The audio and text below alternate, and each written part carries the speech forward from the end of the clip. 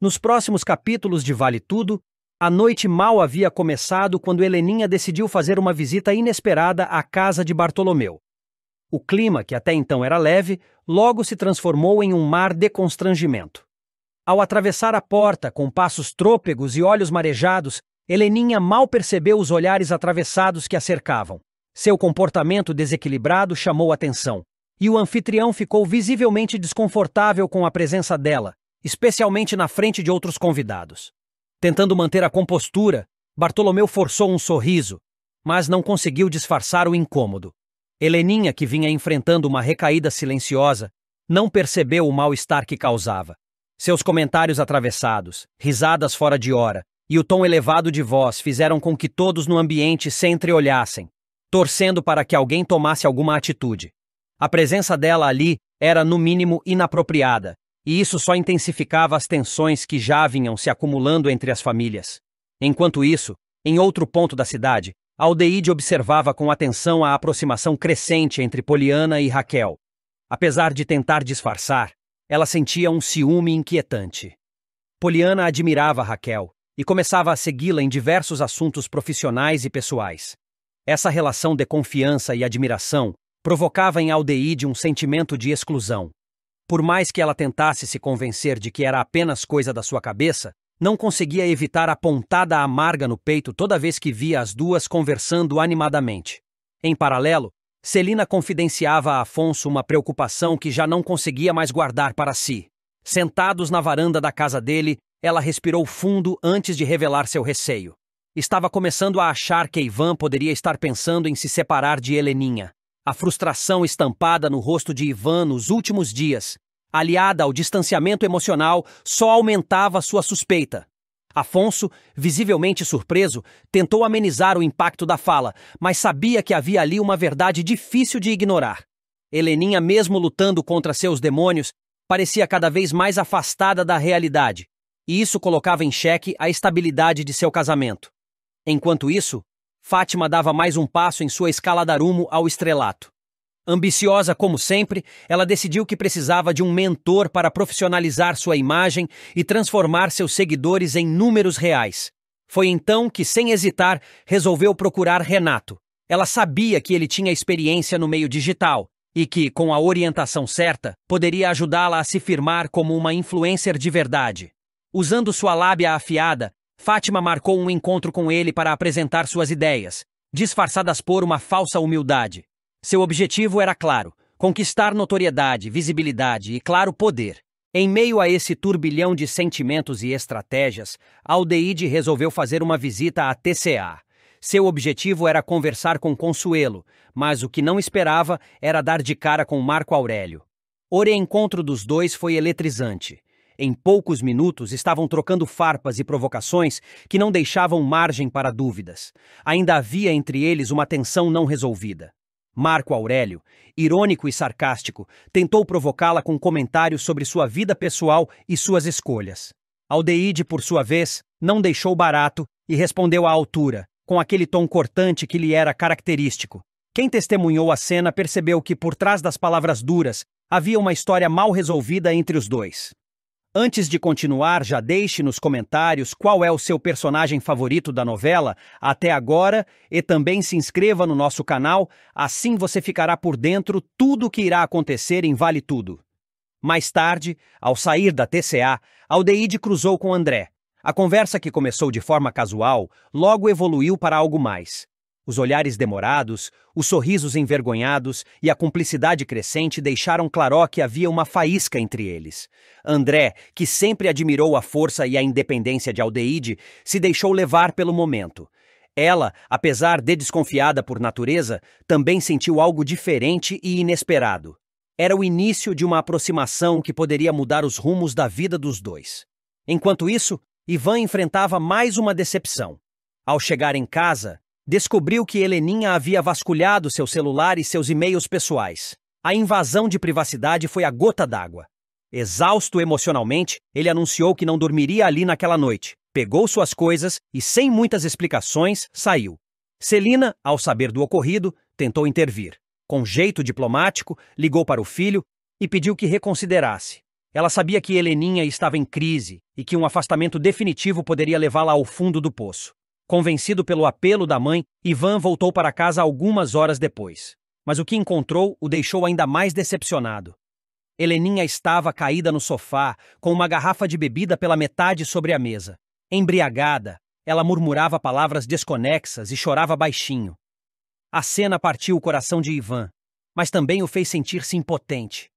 Ele sabia que amava aquela mulher, mas já não tinha certeza se conseguiria salvá-la de si mesma.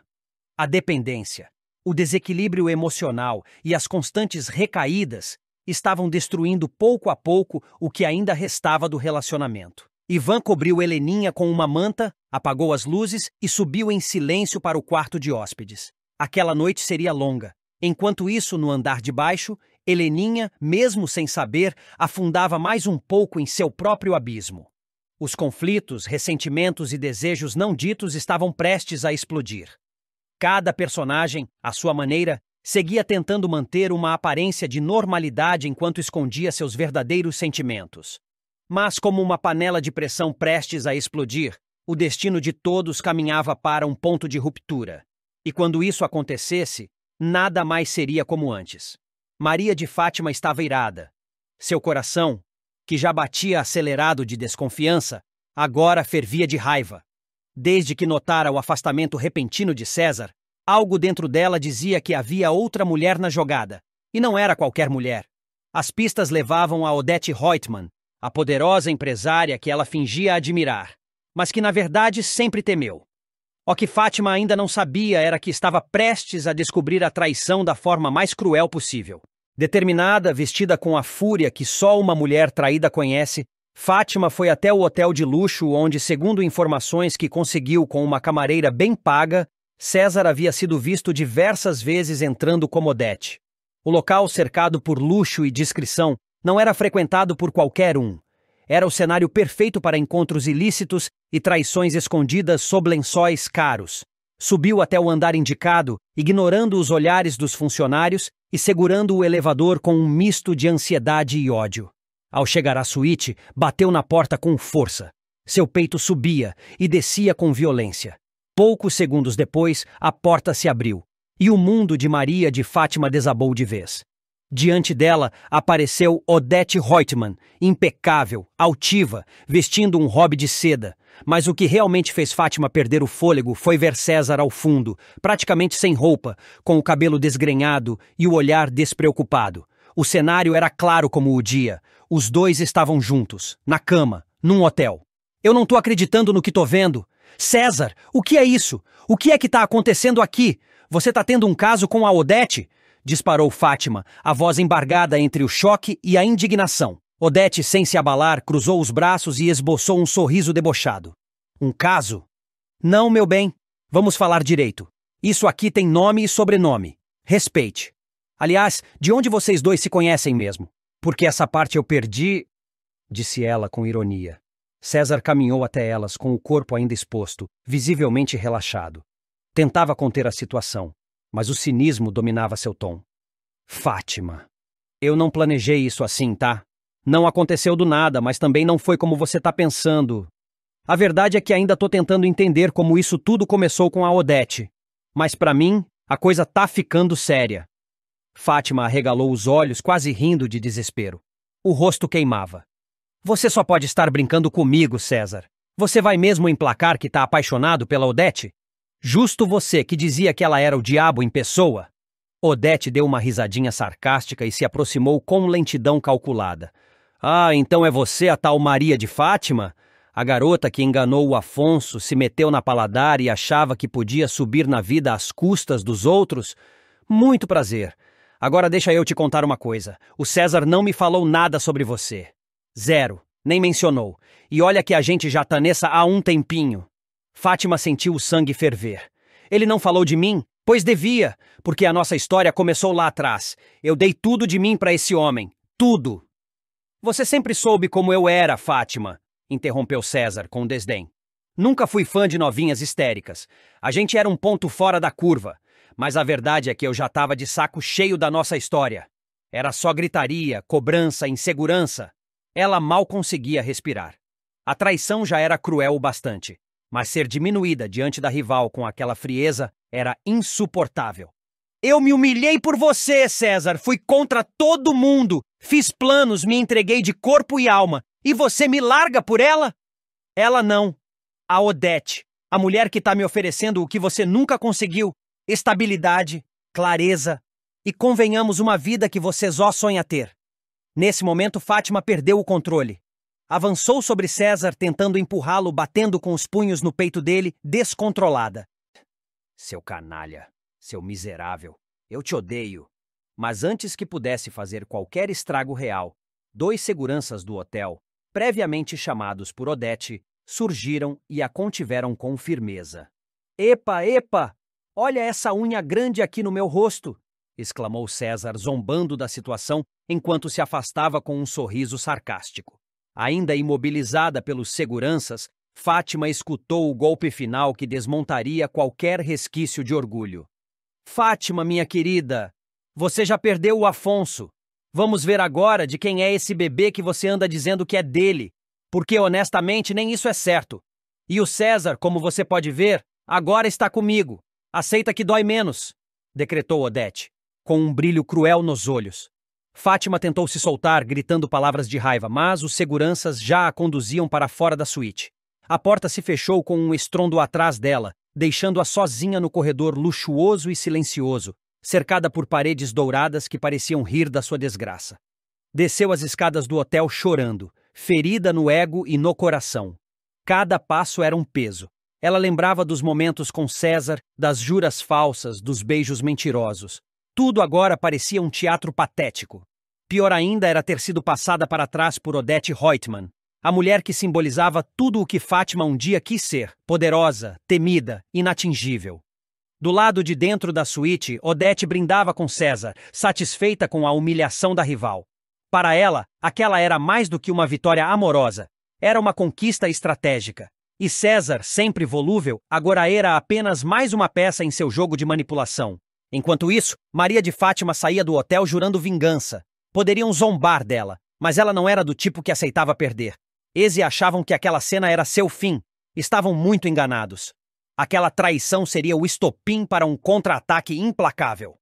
Ela ainda daria a volta por cima. E quando isso acontecesse, não deixaria pedra sobre pedra. Do lado de fora do hotel, Maria de Fátima respirava com dificuldade. Suas mãos tremiam. Os olhos marejados agora transbordavam em lágrimas de raiva e humilhação. Sentia-se traída, exposta, usada. Mais do que perder César, ela havia perdido o controle. E isso, para ela, era imperdoável. O eco das palavras de Odete martelava em sua mente como uma sentença cruel. Aceita que dói menos. Aquilo não era apenas uma provocação. Era um desafio. E Fátima não era mulher de recuar. Com os saltos tilintando no mármore frio da calçada do hotel, ela se afastou dali, mas não sem antes lançar um olhar carregado de ódio para o prédio luxuoso. A dor da traição ainda ardia, mas algo dentro dela começava a se transformar. O orgulho ferido cedia espaço à sede de vingança. A humilhação pública que acabara de sofrer não passaria impune. Ao chegar em casa, Fátima trancou-se no quarto.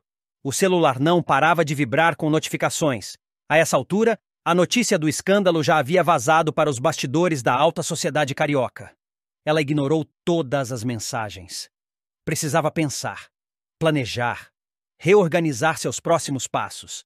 Ela sabia que não podia cair em desgraça agora. Estava grávida, ou pelo menos dizia estar, e isso ainda poderia ser sua carta na manga. Precisava decidir se manteria a farsa da gravidez de Afonso ou se usaria o próprio escândalo a seu favor. Uma coisa era certa. Odete podia até ter vencido essa rodada, mas não sairia impune. Na manhã seguinte, Fátima foi até a redação de uma revista de fofocas de luxo que costumava frequentar quando queria aparecer. Com olhos vermelhos de tanto chorar e um ar de vítima estrategicamente montado, ela contou sua versão dos fatos. Disse que havia sido enganada por César, que estava grávida e que fora cruelmente trocada por uma mulher mais velha, poderosa e manipuladora. A jornalista que a recebeu, sedenta por escândalos, não precisou de muito para transformar aquela narrativa em manchete. Horas depois, as redes sociais explodiram. César trai Fátima com Odete Reutemann, grávida. Jovem influencer é humilhada em hotel de luxo. O que para muitos seria um momento de derrota, Fátima transformava em palanque. Mesmo que sua verdade fosse uma versão conveniente dos fatos, ela sabia exatamente como manipular a opinião pública a seu favor. O jogo estava apenas começando, e Fátima, ferida, era ainda mais perigosa do que antes. Em seu apartamento, Odete leu a manchete com desprezo.